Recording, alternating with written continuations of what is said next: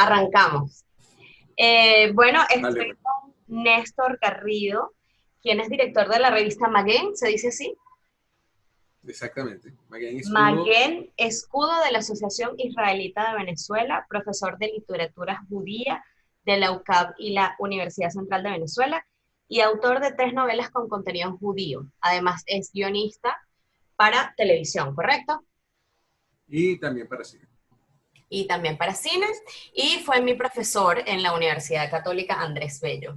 Por eso lo contacté para poder hacerle algunas preguntas que me estuvieron llegando de muchas partes a partir de un video que publiqué el día de ayer con la recomendación sobre la serie Unorthodox, que se estrenó en Netflix este mes y que a raíz de la cuarentena pues aparentemente ha sido muy vista, o por lo menos por las personas que me siguen. Y muy comentada, por cierto, porque yo también lo he visto mucho en Facebook. La gente ha estado muy pendiente de esa serie y ha llamado mucho la atención. Así es.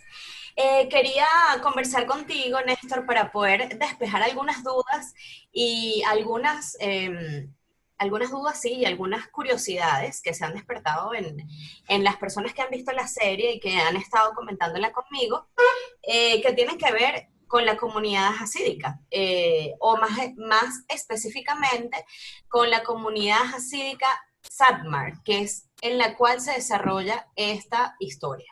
Exacto. ¿Nos puedes contar muy a grandes rasgos qué es la comunidad hasídica y qué tan amplia es la variedad dentro de las comunidades judías? Bueno, para empezar, para el público en general hay que explicar que el pueblo judío un pueblo minoritario, pero que está compuesto por muchas minorías. Minorías étnicas, minorías religiosas y minorías lingüísticas.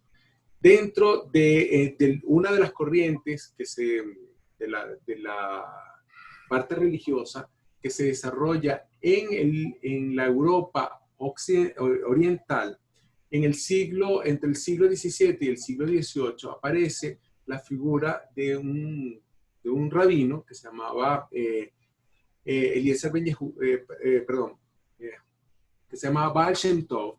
Baal Shem Tov funda un movimiento que era un movimiento de carácter cabalístico y que le daba mucha importancia a los sentimientos, a la expresión musical, al baile, una especie de conexión con la espiritualidad eh, diferente a los movimientos religiosos de la zona de Europa Oriental, donde era más importante el estudio. Entonces, aquí sigue siendo importante el estudio, pero también añade otro tipo de experiencia religiosa mucho más conectada con la música y con los bailes. Eso es lo que llaman el movimiento hasídico.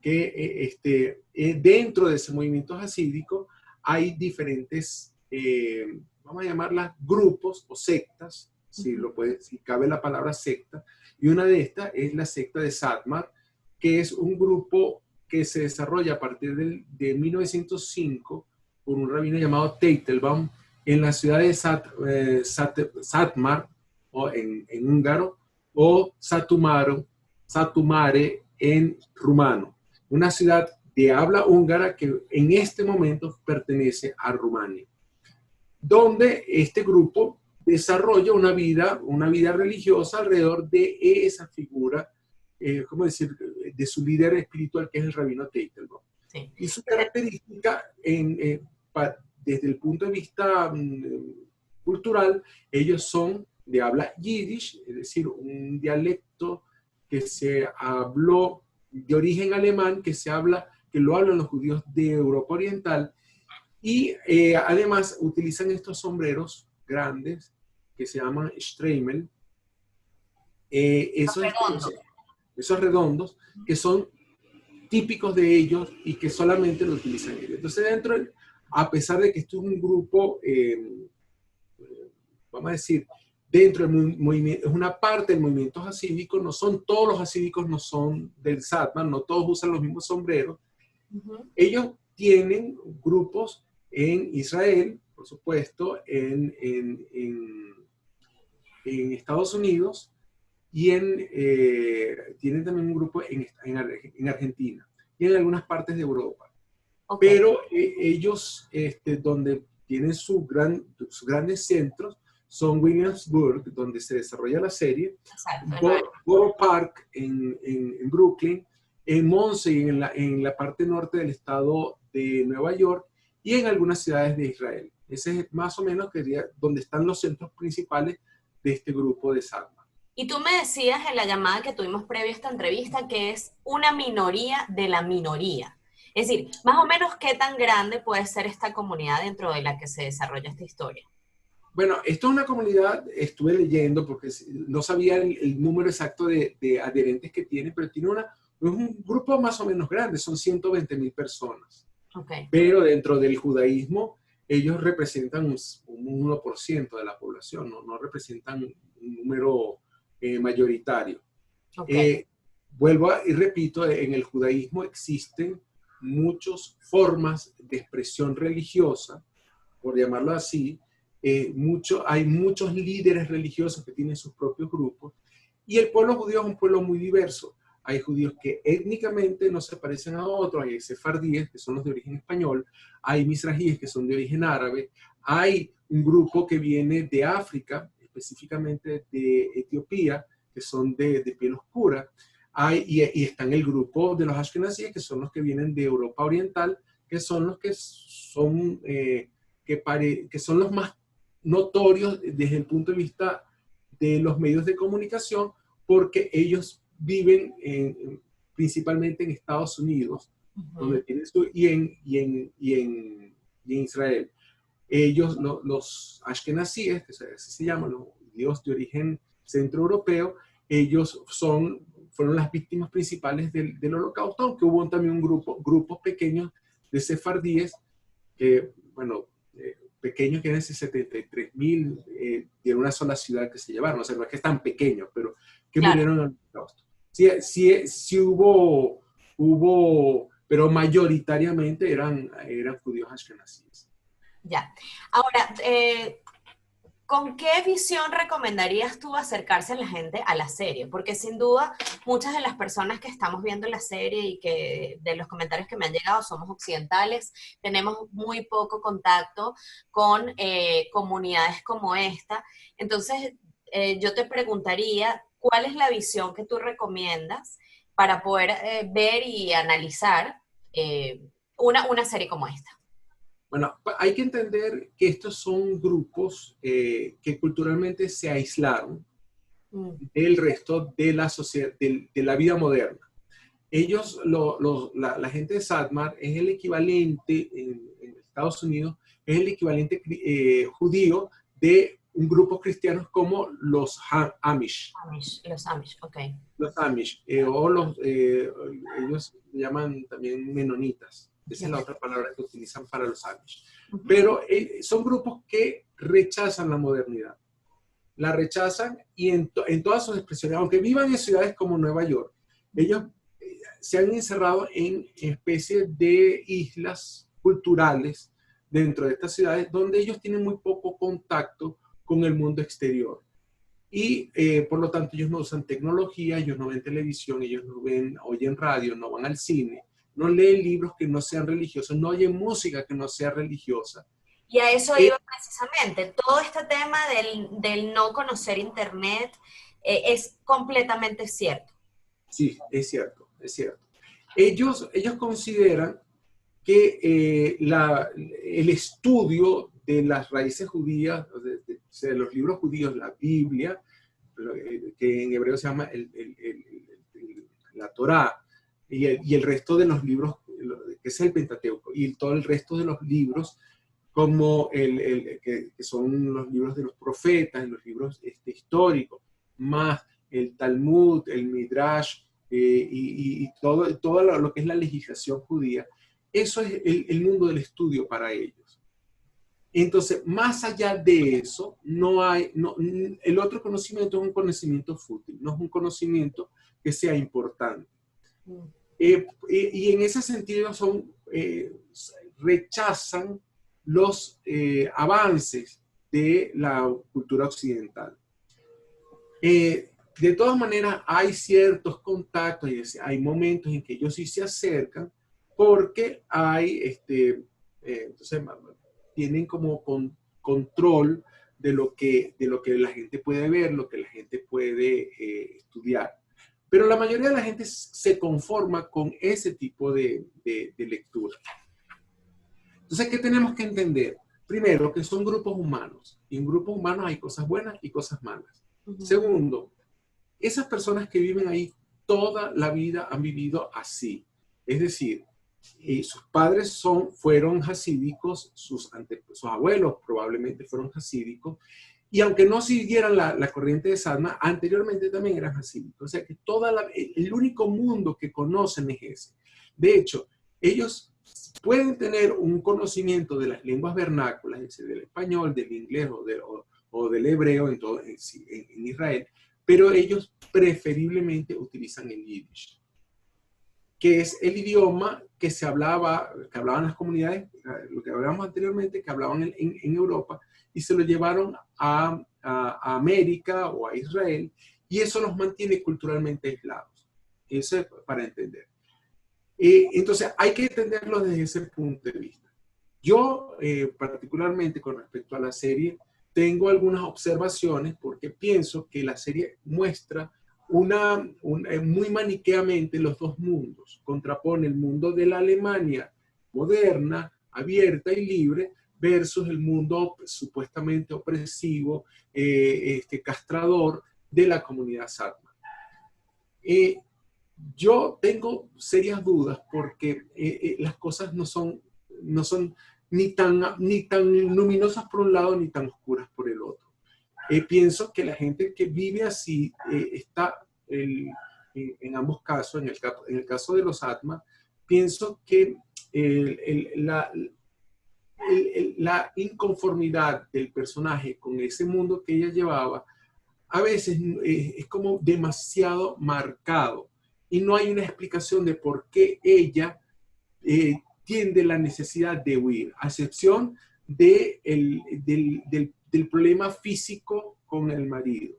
Pero si una niña nace en esas condiciones, y esa es la única forma de vida que conoce, sus aspiraciones están satisfechas dentro del grupo que ella conoce, porque ese es el mundo. Más allá de eso no hay mundo, no existe.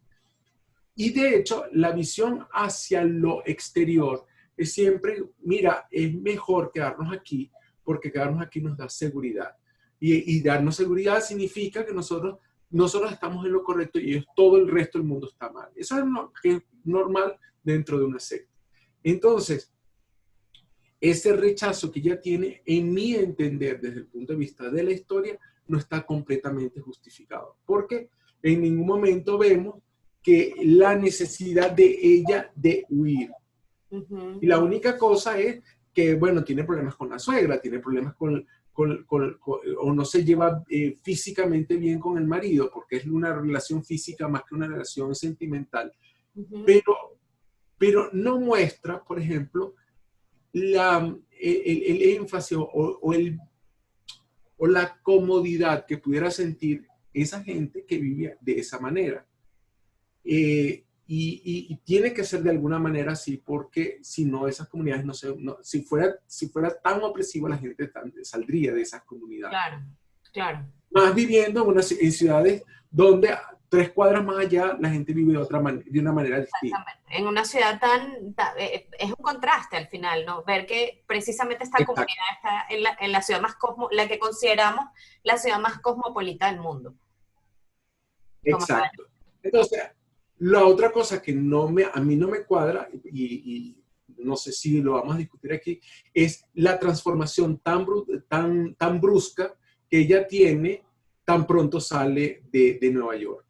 En 3 días ya ha hecho cosas que cualquier persona en un proceso de cambio le tomaría meses.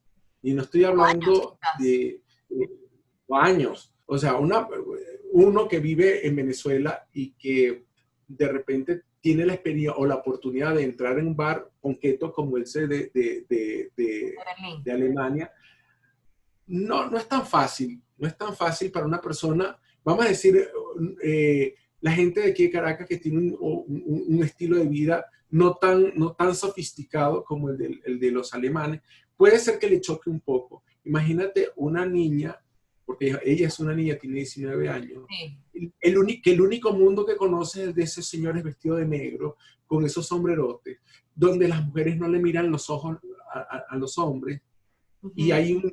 hay un concepto muy fuerte de lo que es la modestia y lo que es el recato para ir de la noche a la mañana a un bar de eso y no quedar impávida dentro Claro. como si fuera una cosa normal. O sea, eso no me lo creo. Ya. Fíjate, hay un valor muy, muy importante dentro de la serie y que me imagino, por supuesto, que está muy intrínseco en la cultura hasídica y es el valor de la modestia. Muchos comentarios que he leído en las redes tienen que ver con un tema de el maltrato a la mujer o de darle menor importancia a los deseos de la mujer que a los deseos del hombre. Sin embargo, yo siento que en particular en la serie están retratados, ella no está retratada en desventaja. Creo que la modestia, la discreción y el no mirarse a los ojos, ya que lo traes a colación, es una cosa que está presente en ambos. Ni siquiera durante la boda se miran a los ojos.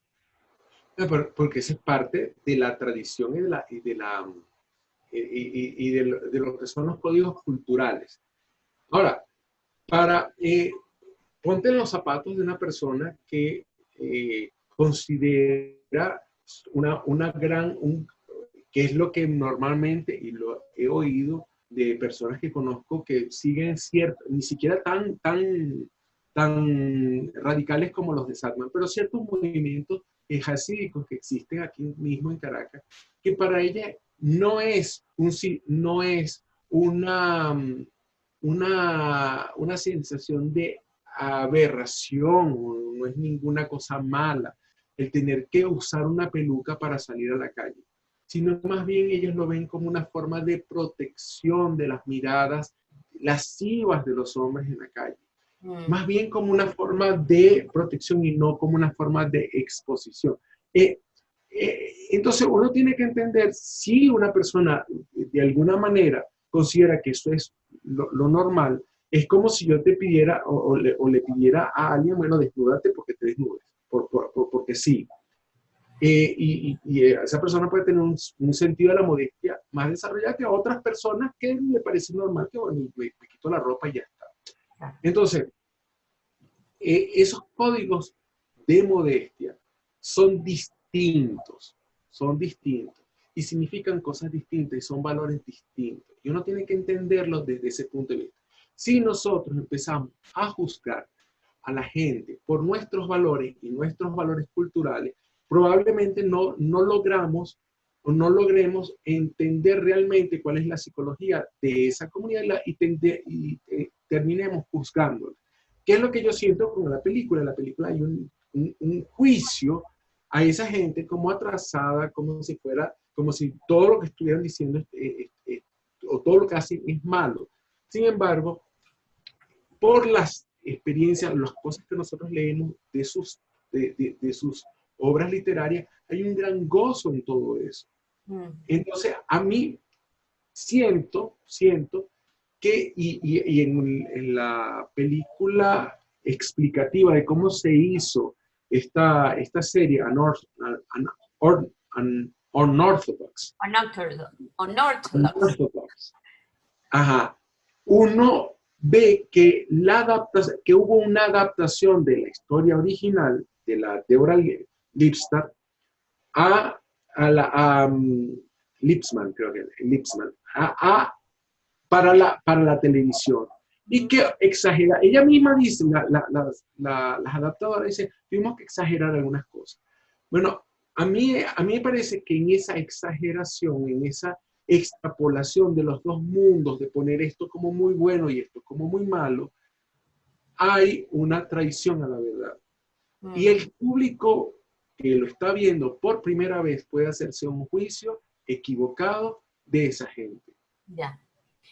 Eh, Justo a propósito de eso, alguien me preguntó que si existe una especie de revolución, quizás revolución es una palabra muy fuerte, pero si existe algún momento de cuestionamiento hacia las comunidades o hacia esas comunidades religiosas en este momento, a propósito de que no es el único contenido que está en una plataforma como Netflix sobre esto. Y está, por ejemplo, una película que se llama Monty Applebaum, que es la visión de un judío que intenta hacer vida de pareja fuera de la comunidad, ¿no? Es una comedia, la verdad es muy Sí, distinta, pero también evoca este tema. Y hay un documental por allí también que se llama One of Us, que trata sobre tres personas que están de salida, están tratando de salir de la comunidad hasídica. exacto. ¿Qué piensas tú al respecto? Bueno, sí hay, siempre hay gente que reacciona a eso. Mm, Ya en el siglo XIX hubo un movimiento que se llamó la Scala, un movimiento que se llama, cuya traducción es la iluminación, ujú, que propugnó que las comunidades judías salieran de los guetos, dejaran los kaftanes, dejaran la religión y se asimilaran a la cultura occidental. Y de hecho fue un movimiento muy importante que llevó a figuras como Mendelssohn incluso a convertirse al cristianismo en Alemania. Y gente que abandonó la religión y que simplemente decían, bueno, nosotros nos vamos a vestir ahora como occidentales, vamos a hablar los idiomas occidentales y vamos a tener la religión solamente dentro de la casa. Eso existe. Y el mismo Israel que se forma como un Estado laico, un Estado socialista, también hubo un momento, al principio de su creación, en su fundación, donde dijeron, vamos a romper con las fronteras, con el estancamiento cultural, y rechazó de alguna manera la vida de esos judíos religiosos. Entonces, bueno, sí, eso pasa, pero también en este momento, en el mundo, hay un retorno de muchos judíos asimilados a la religión, a esa religión igualito. O sea, gente que se vuelve hasídico, mm. quizá en otros movimientos, no tanto como Satmar, pero sí en otros movimientos que tienen esa tendencia y donde ellos se sienten muy bien y muy cómodos. Entonces, no es verdad que la gente se sienta tan mal.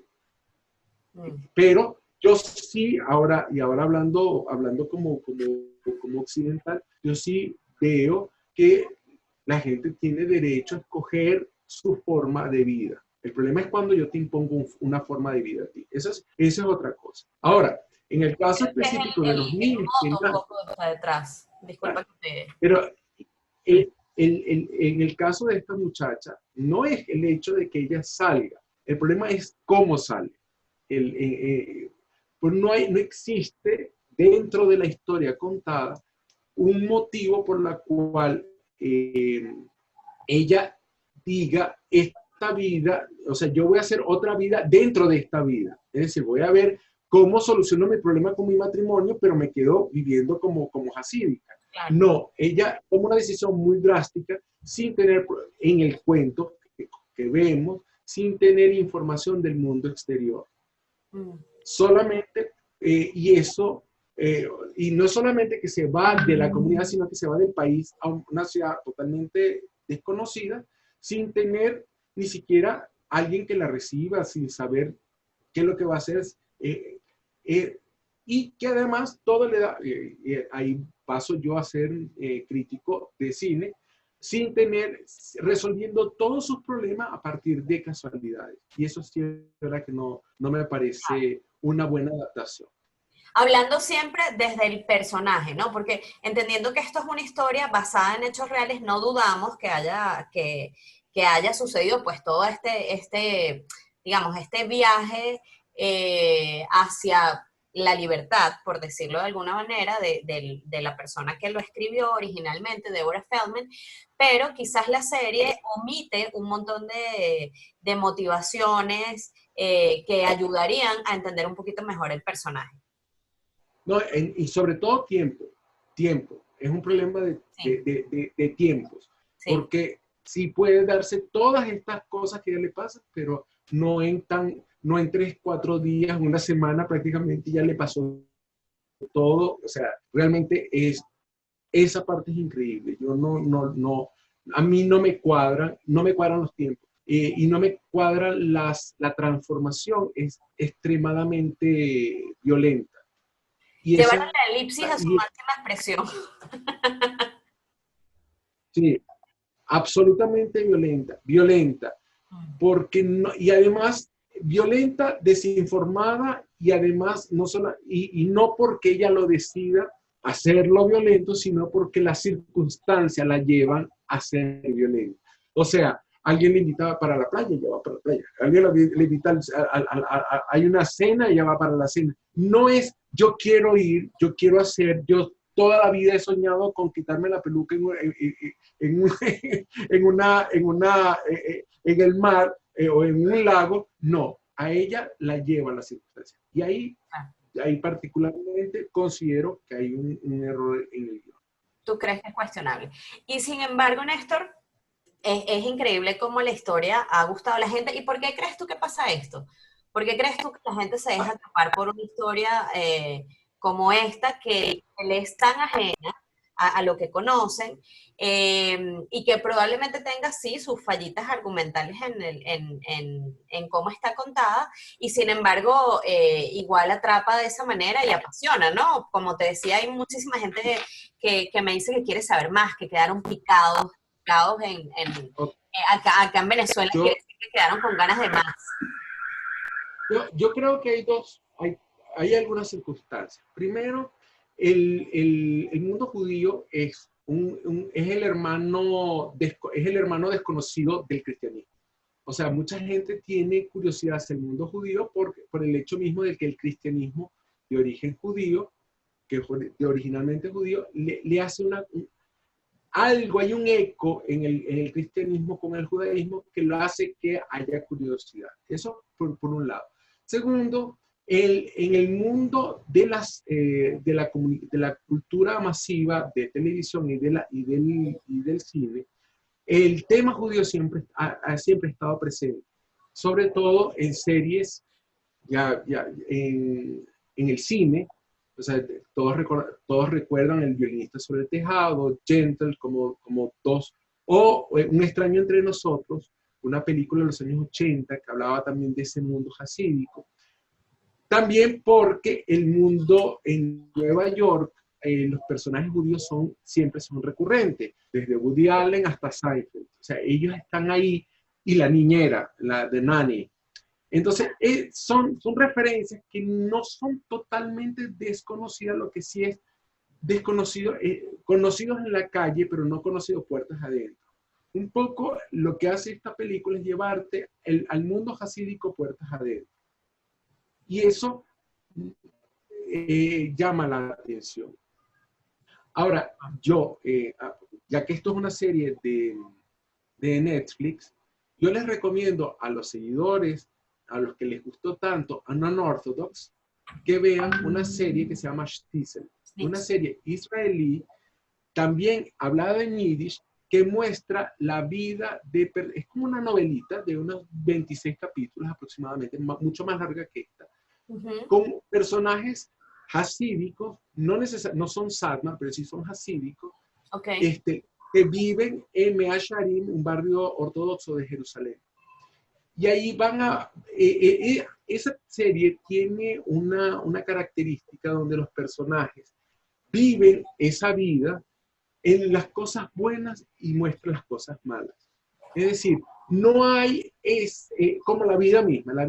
O sea, la vida en Venezuela es buena y es mala, según como uno la quiera ver. La vida en Estados Unidos es buena y es mala, como uno la quiera ver. La Claro. vida de unos hasídicos es buena y es mala, como uno lo quiere ver, porque va dentro de lo que es la naturaleza humana. La naturaleza humana es así. Hay cosas, yo hago las cosas porque, y la serie cuida mucho de explicar los porqués. ¿Por qué yo no te dejo quitarte la peluca o ponerte la peluca? Te lo explico, y de alguna manera uno entiende la vida, el sistema de valores de esa gente. Entonces, si hay esa curiosidad, yo recomiendo que Stiesel sea la referencia. Mucho más que la telenovela. Perdón, ¿Ah? que luego vamos a poner, cuando colguemos este video, vamos a poner las series por escrito para que puedan tenerlas a mano a las personas que la quieran. Mucha gente, y te voy a dar una buena noticia, además a los seguidores de esta serie, uno de los personajes principales de Stiesel es Shira Haas, que es la protagonista de Unorthodox, Ah, que bueno, excelente. su trabajo previo. Está mucho más joven, hace un papel de 16 años, no de 19, ahí, y ya revelaba el monstruo de actriz que es, esa capacidad expresiva tan buena, que de verdad que en Stiesel, sobre todo la segunda etapa, fue reveladora. No, en la primera ya estaba todavía como retratada como niña, pero en la segunda está mejor dicho, el personaje crece. Realmente les va a gustar mucho al público de esta serie no tan ortodoxa a Stiesel, que es una serie con un contenido mucho más, es mucho más fiel a lo que es la vida de esta comunidad. Ok. Y quería preguntarte con respecto al tema, es inevitable para mí sentir mucha curiosidad por el tema del cabello, ¿no? El cubrirse con peluca, el ritual de raparse o rapar a las niñas una vez, bueno, en este caso es una niña, ¿no? Pero a las mujeres una vez se casan. ¿De dónde viene ese rechazo al cabello femenino en particular, ¿no? Que además hace contraste con el hecho de que el varón más bien se identifica como miembro de la comunidad a través de su cabello, ¿no? A través del uso de estas patillas, de estos rulos. Ajá, yo te voy a explicar. Que él se corta, bueno, no vamos a hacer spoiler, pero que en algún momento se lo quitan como símbolo de que está dispuesto a salir de la comunidad. Pero además, perdón que complemente la pregunta, pero además no puedo evitar hacer un paralelismo, si bien son religiones que son muy distintas entre sí, con el hecho de que dentro del islamismo también hay un rechazo al cabello femenino. Entonces, ¿me puedes explicar un poco más allá de eso? Mira, yo te voy a responder con un paralelismo cristiano. Ok. ¿Por qué crees tú que la Virgen María usaba un velo? Claro, ¿no? Y las mujeres usaban velo para ir a misa, ¿no? Hasta hace Claro, poco. porque el pelo está considerado, el pelo de las mujeres está considerado como un atributo sexual. Uh-huh. Entonces, si tú tienes el pelo, la melena frondosa, estás llamando la atención de los hombres. Entonces, si vas en tu vida de casada, no deberías mostrarle el pelo a los hombres que están en la calle. Entonces, es solamente taparse frente a extraños que usan peluca o se tapan el pelo con los turbantes o los gorros. Eso es solamente las mujeres casadas. Las mujeres solteras usan el pelo como ella aparece, con el pelo, incluso en la boda todavía tiene el pelo completo. Sí. Ahora, el que se rape, no todas se rapan, no todas las asiáticas se rapan, algunas tienen el cabello normal y se ponen la peluca sobre el cabello, o usan sombrero o usan pañoleta. Uh-huh. No todas se rapan. Hay unas que prefieren raparse porque la peluca les da calor. Con el pelo, el calor, la peluca. Esa es la razón. Acá lo hacen como, lo presentan dentro de la historia, casi como un acto de imposición, cuando ella prácticamente la obligan. Uh-huh. Y ahí tú dices, ella llora y tú dices, llora porque la están oprimiendo. A lo mejor en muchos casos, y nunca lo he visto presente, pero nunca he presenciado eso, pero muchos casos lloran por alegría, porque representa un paso más de su vida del casarse, el raparse, como el baño ritual también es un momento de mucha alegría y de mucha espiritualidad. según los relatos mismos de las mujeres que yo he leído con respecto a lo que es el baño ritual. Ya. Entonces, a mí me choca un poco el hecho de que esté tan oprimida en esa parte. Ujú. No dudo de que la pérdida del cabello pueda resultar fuerte. También en el holocausto, cuando les cortaban el pelo, sí representaba un trauma muy grande, pero era porque era un castigo, era visto como un castigo. Aquí no es visto como un castigo, es parte del ritual de casarse. Ya. Entonces, a mí eso no me cuadró mucho, pero bueno, el sentido dramático de la escena, porque agarrarle la cabeza a alguien para cortarle el pelo es fuerte. En el cambio, los varones también, el pelo no se puede mostrar, la cabeza siempre tiene que estar tapada, ya sea con los sombreros o ya sea con la kipá, que es el casquete que colocan Sí. acá Sí.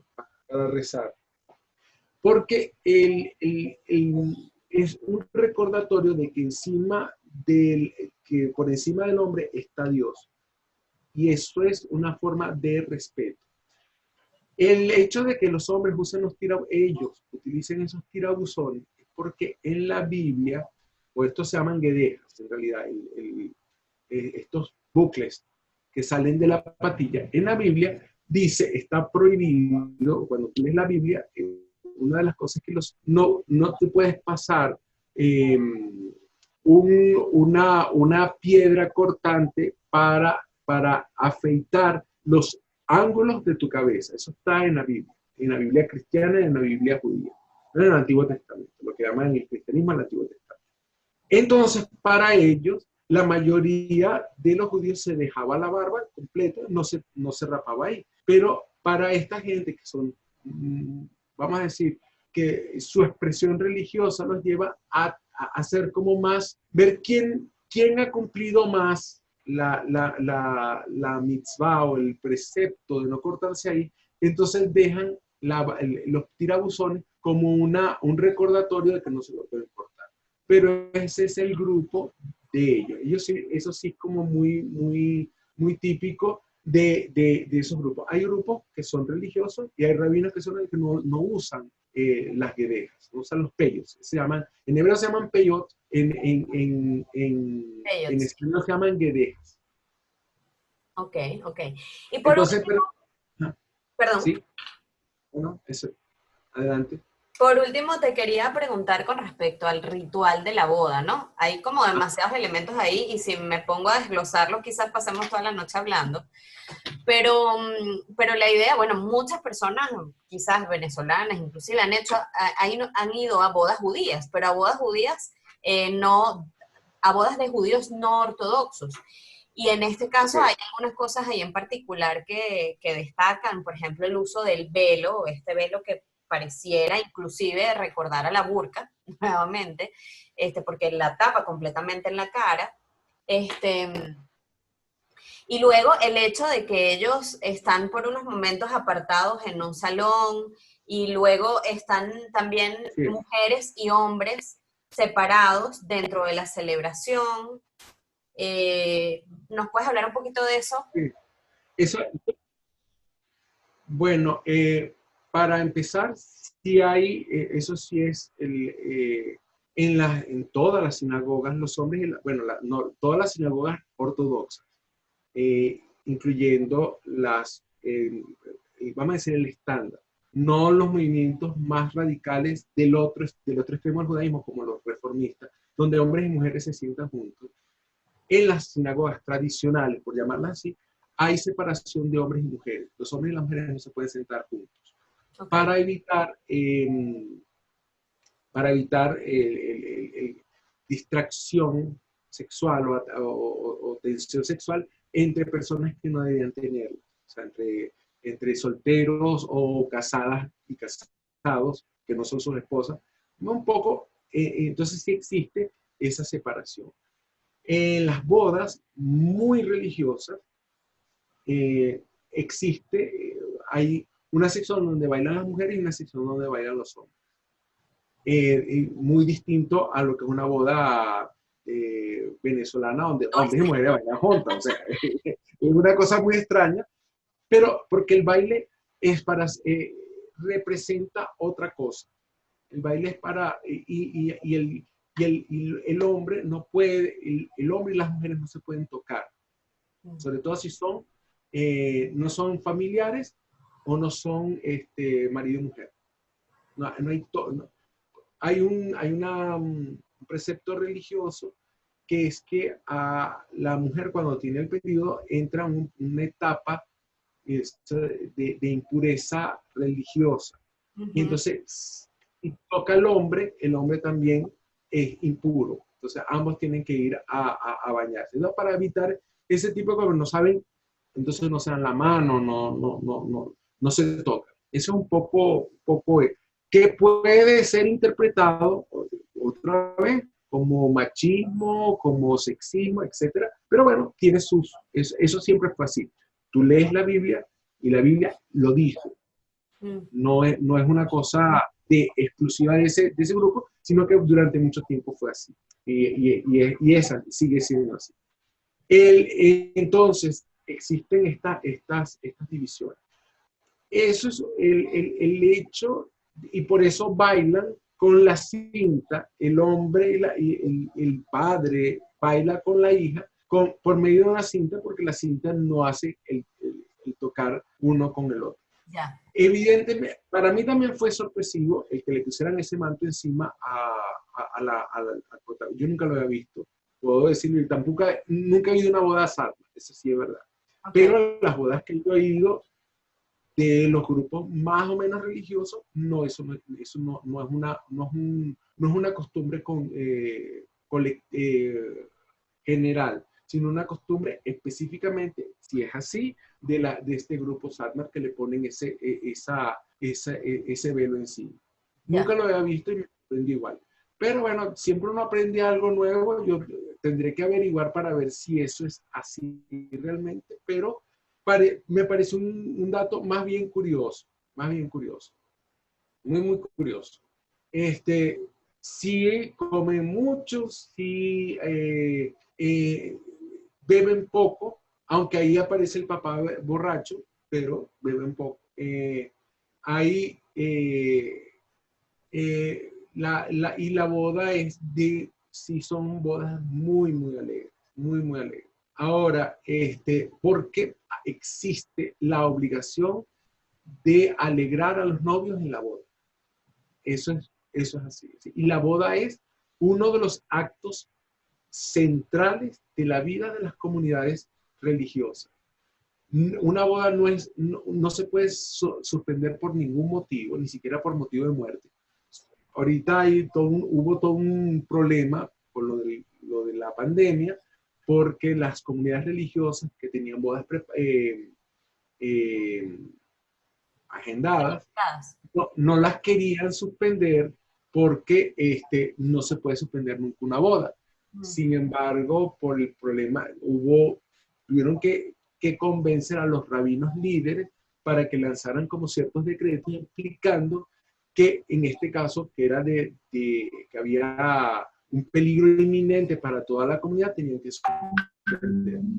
Pero entonces fue muy difícil para ellos entender que tenían que suspender la boda, porque las bodas no se pueden suspender ni por la muerte del padre de la novia, no se puede suspender una boda. Pero entonces, bueno, aquí Y la otra cosa muy importante, por lo tanto, si la boda es el gran acto central, conseguir novia o conseguir novio, todo el escoger la novia, escoger el novio, es algo muy importante, muy importante. Y siempre tienen que llevarse según esos cánones donde se conocen, son matrimonios arreglados, en su mayoría. Sí.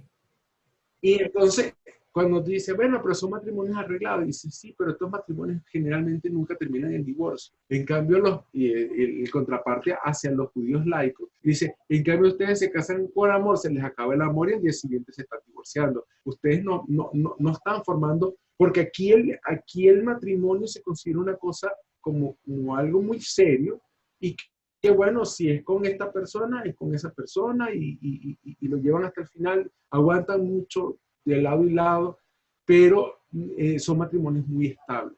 Claro. Tal como Entonces, se no, planificaban los matrimonios de diferentes culturas hace varios, hace un tiempo. hasta el siglo pasado quizás, ¿no? Sí, claro, claro, claro, claro. Pareciera Y todo, que todo lo que se hace dentro de la serie y todo lo que hemos reflejado allí va precisamente a proteger esa institución fundamental que es el matrimonio y la posibilidad de reproducirse, ¿no? O sea, bajo cualquier... por supuesto, por supuesto. Lo más importante, acuérdate que la Biblia dice que el primer mandamiento es crecer y multiplicados. Por lo tanto, que es un mandamiento, el primer mandamiento que aparece en la Biblia. Ese no existe. Entonces, ese mandamiento que es para el hombre, ni siquiera era para los judíos, sino para el ser humano en general, según lo que pues se lo dan a Adán, no a Jacob ni a Abraham, sino a Adán, al primer hombre. Entonces, es un mandamiento para todo el resto de la humanidad. Entonces, el matrimonio para tener hijos y el respeto por la vida es un valor fundamental del judaísmo. Ese valor es inquebrantable. Ellos, los de Satmar, y ahí lo dicen en la serie, tienden a pensar de que, porque ellos creen en la reencarnación, de que ellos están obligados a traer de vuelta a las almas que se perdieron durante el holocausto. Lo dice en la serie. Entonces, esa es una misión, o sea, eso no es ni siquiera una opción, tú tienes la obligación de hacerlo. Por eso, la presión que sentía la pareja por tener hijos. Ya, ya. Bueno, creo que quedan bastante satisfechas muchas de mis dudas y espero que las de mucha gente que vio la serie y que estuvo eh, haciendo algunas preguntas por atrás de mi cuenta de Instagram. Te agradezco muchísimo que te hayas tomado este tiempo por aclarar tan ampliamente todos estos puntos y bueno, esperemos que en el futuro podamos comentar otras series por esta vía. Muchísimas gracias, Néstor. Cuando la gente empiece a ver Stiesel, ya tú vas a ver Seguramente que van surgirán otras a hacer nuevas. otras dudas. Esperemos que Muy sí. bien. Bueno, vamos a especificar el nombre de la serie que comentaste para que chequen cómo se escribe y la puedan buscar también en Netflix. Por ahí está también el documental One of Us, que trata también sobre personas que salen de las comunidades hasídicas, que vamos a escribirlo también más abajo para que puedan buscarlo. Y bueno, muchísimas gracias y espero que tengas una feliz noche.